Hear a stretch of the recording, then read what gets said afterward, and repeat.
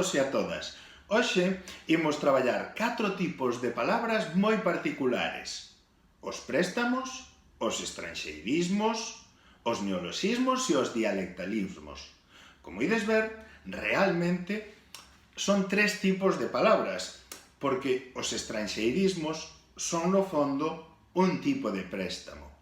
E realmente trataremos unha función principal nos 3 primeiros tipos, que será a seguinte: a creación de palabras ou a adopción de palabras nunha lingua para novas realidades. Entón, que son os préstamos?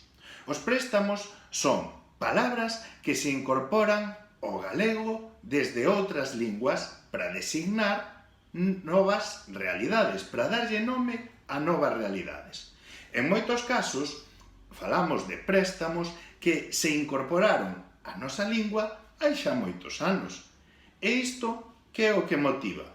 Pois motiva que moitas veces as persoas xa non pensamos nestas palabras como palabras estranxeiras. Entre outras cousas, por qué? Porque, ademais de que levan moitos anos con nós, este feito de que esas palabras leven moitos anos con nós fai que xa se adaptaran á nosa maneira de pronunciar e incluso que se adaptaran na escrita á nosa maneira de as pronunciar. Falamos de palabras como fútbol, como chalé, como soprano. Fútbol. Fútbol non nos parece inicialmente unha palabra estranxeira, pero ven do inglés fútbol.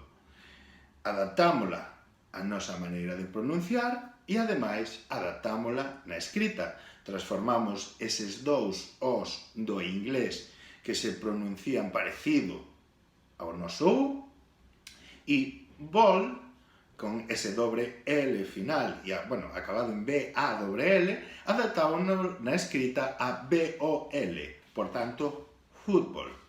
Chalé, que ven do francés chalet, que tiña un T ao final, retiramos ese T e colocámoslle un acento para marcar que a palabra é aguda. E soprano, que non tivo que mudar gráficamente, pero que non pronunciamos exactamente igual aos italianos, lingua a italiana da que ven esta palabra. Entón, xa digo, os préstamos son palabras que entran moitas veces en fases máis anteriores á actual na nosa lingua, que se ven adaptadas tanto na pronuncia como na grafía a como nós as realizamos e que moitas veces xa non vemos de maneira clara como palabras estranxeiras. E aquí, dentro dos préstamos, temos que facer unha pequena puntualización. Son préstamos os castelanismos? Pois sí, hai castelanismos que son préstamos que chegan á lingua galega igual que chegan palabras do inglés, do francés, do italiano, pero neste caso do castelán. Son préstamos e son correctos aqueles castelanismos que designan novas realidades para as que non había unha palabra en galego e se colle a palabra castelán. Por exemplo, tortilla ou bocadillo. Agora ben, non se consideran préstamos aqueles castelanismos que veñen a sustituir palabras galegas, palabras convencionais que non responden a novas realidades. E estas palabras, castelás, considéranse incorrectas en galego e, por suposto, non aparecen nos dicionarios. Son castelanismos deste tipo palabras como Dios ou pueblo, palabras que nos séculos escuros, cando se castelanizara profundamente a vida administrativa galega e boa parte da vida pública, comezaron a entrar nas falas populares porque a xente as asociaba ao prestixio, ou palabras como sartén ou cuchara. Serán correctas en galego única e exclusivamente Deus, pobo, tixola e culler. Non poden ser sustituídas por sartén e cuchara porque non responden a innovacións para as que necesitemos un novo termo, senón que son palabras que designan realidades da nosa vida común que xa tiñan unha forma nítida, clara e asentada no galego, como eran, como digo neste caso, tixola e culler. Imos agora cos estranxeirismos. Lembrade que ao principio vos dicía que realmente falaríamos de 3 tipoloxías, non tanto 4 como aparece no título. Por qué? Porque os estranxeirismos son un tipo moi especial de préstamo. E en que se diferencian da maioría dos préstamos? O primeiro, en que se parecen? Pois que son palabras de linguas estranxeiras que na nosa lingua, igual que se fai noutras, collemos para designar novas realidades. Agora ben, diferéncianse dos préstamos en xeral do seguinte: manteñen a palabra da súa lingua orixinal sen cambios. Polo tanto, como a manteñen tamén na escrita, cando as escribimos terán unha forma que resulta extraña á lingua galega. E, ademais, aínda que si se adapta parcialmente á pronuncia, non son palabras que se sintan como propias polos falantes, é dicir, xa pola súa propia escrita, os falantes rapidamente ven que están a empregar palabras estranxeiras. Son exemplos de estranxeirismos palabras como whisky, footing ou software. Moitos préstamos, e por isto vos digo que son, no fondo, un tipo especial de préstamo, moitos préstamos no pasado, cando se incorporaron á nosa lingua, foron estranxeirismos, como, por exemplo, a propia palabra fútbol. Se vos ides a revistas galegas de principios do século XX, cando o fútbol chegaba por primeira vez como deporte a terras galegas, nos xornais e revistas en galego desa época, pois de finais dos anos 10, de principios dos anos 20 do século XX, é dicir, hai xa 100 anos, a palabra fútbol aparecía escrita con dous os, T-B-A-L, F, dous os, T-B-A-L, dobre L, fútbol. Posteriormente, como o deporte se popularizou, cada vez foi pronunciado dunha maneira máis semellante ou que é máis fácil de encaixar coa fala galega, fútbol, e pasou a escribirse representando esta oralidade, F-U-T-B-O-L, fútbol. Entón, e insisto, no momento en que os préstamos chegan a unha lingua, chegan como estranxeirismos.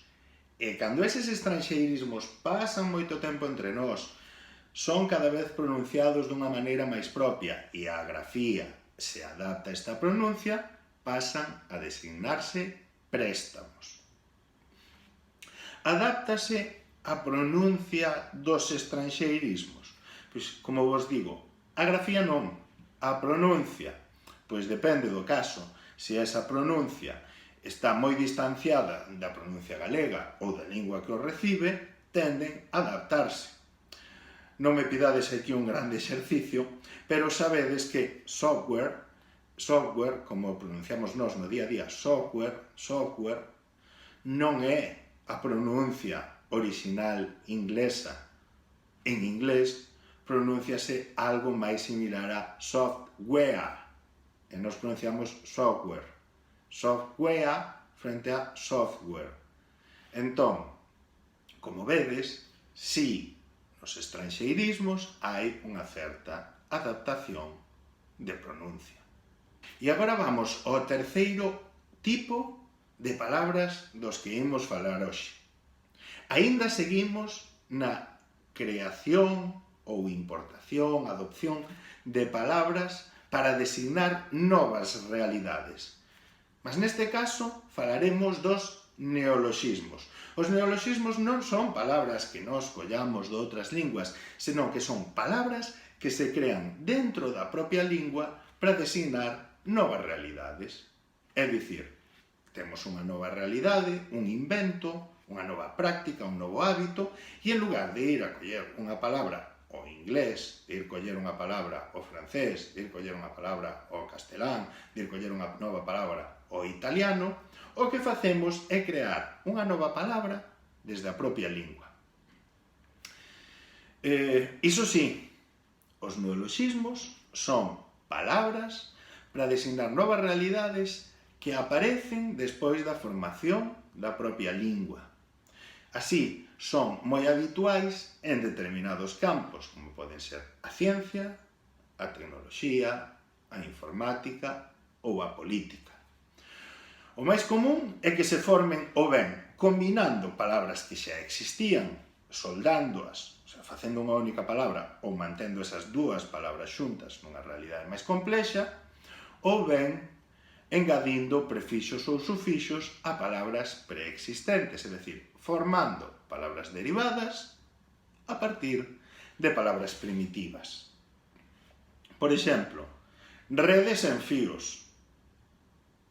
Existe o anglicismo wifi, o estranxeirismo wifi, que sabedes que en inglés se pronuncia algo máis parecido a Wi-Fi, entón, neste caso, wifi sería unha adaptación na pronuncia, que non se dá na escrita, porque o seguimos a escribir con W-I-F-I, wifi, pero si a adaptamos na oralidade. Entón, wifi sería un estranxeirismo. O neoloxismo creado na propia lingua sería rede sen fíos. E aínda que non foi tan extendido como o wifi, para as redes sociais tamén existiu inicialmente o estranxeirismo social network. Entón, pensade, redes sociais. Redes sociais. Rede xa existía como palabra, social ou sociais existía como palabra, e xúntanse para dar lugar a un neoloxismo que designa unha nova realidade. É dicir, pois eses programas que existen pendurados na internet que nós empregamos para interactuar na rede con outras persoas. Hipertexto. Hipertexto o que designa é a posibilidade que nace coa internet de estarmos a ler nun texto e ter un enlace que nos leva a outro e sucesivamente ter un enlace que nos leva a outro. Os libros non nos daban esa posibilidade, ou como moito, liamos un libro e nel víamos que se facía unha referencia bibliográfica a outro libro e dai saltábamos a ese libro seguinte, íamoslo buscar á biblioteca, compralo, pedilo emprestado. Neste caso, o hipertexto é o texto que ten links e nos vai levando dun texto a outro. Seguro que vos aconteceu isto algunha vez navegando pola internet. Entón, hipertexto, máis alá do texto, un texto maior, un texto sen fin, diríamos incluso, porque podemos ir dun texto a outro navegando pola internet moitas veces a niveis de links ata que nos cansemos. Reloxo intelixente. Aquí tamén coñecemos o estranxeirismo smartwatch. Reloxo intelixente sería o neoloxismo creado desta lingua galega para non ter que empregar o estranxeirismo smartwatch. Entón, para esta nova realidade dos reloxos intelixentes teríamos a posibilidade ou ben de coller un estranxeirismo do inglés, smartwatch, ou ben de optar por un neoloxismo galego, reloxo intelixente. E como decíamos, pois tamén no ámbito da política costuman aparecer neoloxismos, por exemplo, pepeiro ou bloqueiro, que sirven para designar aquelas persoas, medios de comunicación, que son afíns a un determinado partido político, neste caso, o Partido Popular ou o Bloque Nacionalista Galego. E para tentar acabar todo isto con outro exemplo. Televisión. Será televisión un neoloxismo? A televisión é un aparello que apareceu na nosa sociedade na década de 1930. Comezaron a aparecer no mundo occidental as primeiras televisións. A realidade galega chegou un pouquiño máis tarde, pero así a todo é un aparello que ronda prácticamente o século dentro da nosa sociedade. E, ademais, un aparello de un uso moi común. Con esta antigüedade, podemos considerar televisión un neoloxismo?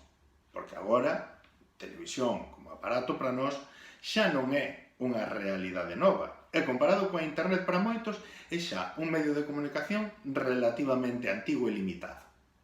Pero sí, a palabra televisión con respecto á lingua galega é un neoloxismo. Por qué? Porque non é unha palabra que veña do latín, que non é unha palabra que apareza na formación da nosa lingua, senón que aparece moitísimo despois. Pensade que a nosa lingua comeza a xestarse a partir do século VI e conservamos os primeiros escritos por volta do século XII e que estamos falando do século XX, 800 anos despois, ou incluso 1400 anos despois, de cando a lingua comeza a formarse. Entón, televisión será un concepto a nivel lingüístico recente, aínda que para nós pareza un medio de comunicación xa un pouco antigo, pero a nivel lingüístico é un concepto recente. E como se forma televisión? A derivación da palabra visión co prefixo tele. Tele significa distancia, e visión, todos sabemos o que significa. Entón, televisión, visión a distancia. Aquí temos un exemplo dun neoloxismo que nós xa non vemos como tal porque leva moitísimo tempo instaurado na nosa sociedade. E finalmente, imos acabar hoxe cos dialectalismos.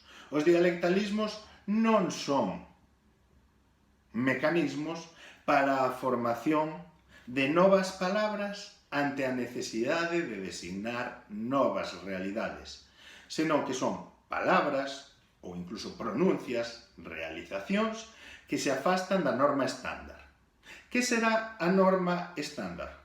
Pois a que se ensina nas escolas, a que emprega a administración, a que aparece nos medios de comunicación. E por que se caracterizan os dialectalismos?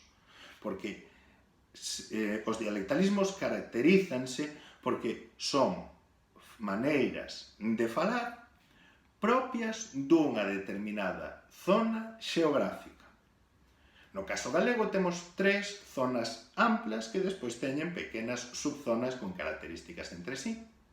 Temos por un lado o galego oriental, que é aquel da parte da provincia de Lugo e da provincia de Ourense que linda con Castela e León e con Asturias. O galego occidental, que é o da parte contraria, o da costa atlántica, e o galego central, que é ese territorio intermedio que queda entre estas outras dúas zonas dialectais. Habitualmente, as diferenzas entre os dialectos son de variedades de pronuncia, de como pronunciar a lingua. Estas son as que identificamos con máis facilidade, como por exemplo a geada, o seseo. Sabedes que nas zonas costeiras hai seseo, nas interiores de Galiza non. Que en algunhas zonas costeiras e incluso que no interior hai geada e no interior non. Así, desta maneira, na costa atlántica ou en determinadas partes da costa atlántica podemos escoitar o verbo facer e no interior o verbo facer. E o animal felino doméstico por excelencia será, en boa parte da zona costeira, gato e no interior, gato. Pero temos tamén outras diferenzas que non son só fonéticas. Algunhas son léxicas e noutros casos están relacionados con outros aspectos gramaticais, morfolóxicos, da forma das palabras, como poden ser a formación dos plurais. Neste caso, poremos o exemplo de pantalóns. Pantalóns, que na costa atlántica se di pantalóns, no centro de Galiza dice pantalós e na franxa que limita con Asturias e Castela e León, na franxa das zonas dos Ancares, do Cebreiro, encontraremos a forma pantalois para un plural de pantalón. E xa para acabar, son incorrectos os dialectalismos? Vede unha cousa, as variantes dialectais son unha riqueza e non son algo particular do galego. Existen en todas as linguas. Por exemplo, todos e todas sabedes que o castelán se fala dunha maneira distinta en Andalucía, ou que o inglés estadounidense non é exactamente igual na súa pronuncia, incluso en termos léxicos ou en usos gramaticais, o inglés británico, o inglés das Illas Británicas, aquel que se fala, por exemplo, en Inglaterra, en Irlanda, en Gales, en Escocia. Entón, partimos de que os dialectalismos como fenómeno, como diferenza de maneiras de falar dos falantes por zonas xeográficas é algo normal, universal. E se ben é certo que as persoas temos que aprender galego estándar, aprender a escribir dunha maneira concreta e normativa no ensino, e que empregaremos esta maneira de escribir o galego para relacionarnos, por exemplo, coas administracións públicas ou nos medios de comunicación, temos que ter moi claro que a variedade de pronuncias, como a geada ou o seseo, é unha riqueza cultural e que na oralidade non as consideraremos como un erro, como unha incorrección, igual que outras variantes léxicas que temos que saber utilizar no seu contexto adecuado. Por exemplo, pancada, como ese golpe de sol que me colle e que me deixa vermello como un tomate, é un dialectalismo propio da zona do Baixo Miño. Ou neñún, en lugar de ningún, é un dialectalismo propio do Baixo Miño. Debemos perdelos en absoluto. Pancada é parte da riqueza léxica dos galegos e das galegas, exactamente igual que a forma dialectal neñún. Entón, neste sentido, non consideraremos os dialectalismos incorrectos, pero sí temos que ser conscientes de que todos e todas temos que aprender a escribir en galego estándar. Espero que quedase explicado. Se non, se tedes calquera dúbida, calquera comentario, xa sabedes que estamos en contacto online cos nosos chats e que vos podedes dirixir a min ou falar en grupo en calquera momento. E sen máis, pois, espero que estedes todos ben, que teñades moita saúde e nada, un grande abrazo, chao.